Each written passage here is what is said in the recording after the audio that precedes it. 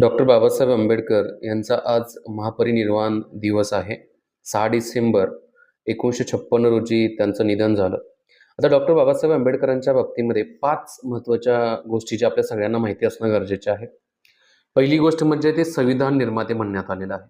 म्हणजे आज जे भारताचं संविधान आहे आणि आज जे भारताचं जिवंत संविधान म्हटलं जातं, या संविधानाच्यासाठी जे काही मसुदा समिती तयार करण्यात आली होती, त्या मसुदा समितीचे डॉक्टर बाबासाहेब आंबेडकर हे अध्यक्ष होते आणि त्यांच्या माध्यमातून जवळपास 60 देशांच्या घटनेचा अभ्यास करून भारताची घटना तयार करण्यात आलेली आहे आणि त्याच्यातून जे भारतासाठी लागू होत आहे ना, ते मुद्दे घेण्यात आलेले आहे. म्हणजेच घटना निर्मितीमध्ये त्यांचा सगळ्यात महत्त्वाचा रोल होता. दुसरा जे सगळ्यात म्हणजे इम्पॉर्टंट आणखी एक मुद्दा, की जे दलित असतील, फक्त दलितांच्यासाठीच नाहीये, शेतकरी वर्ग असेल, कामगार वर्ग असेल, तर यांच्यासाठी पण डॉक्टर बाबासाहेब आंबेडकरांच्या माध्यमातून वेगवेगळी चळवळीच्या माध्यमातून काय करण्यात आलेलं आहे, तर एक न्याय मिळवून देण्याचा प्रयत्न केलेला आहे बघा. म्हणजे शेतकरी वर्ग असेल, कामगार वर्ग असेल आणि दलित वर्ग असेल यांच्या बाबतीमध्ये. आता आधुनिक भारताचे शिल्पकार हे त्यांना म्हटलं गेलेलं आहे.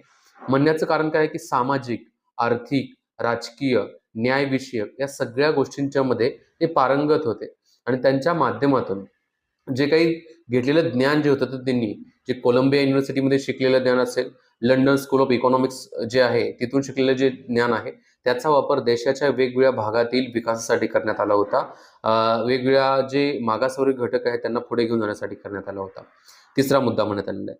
आणखी एक अष्टपैलू विद्वान असं त्यांना म्हणण्यात आलेलं आहे. म्हणजेच 64 विषयांच्या मध्ये त्यांची प्रावीण्यता होती आणि 9 भाषा यांच्यामध्ये त्यांचं प्रभुत्व पण होतं डॉक्टर बाबासाहेब आंबेडकरांचं.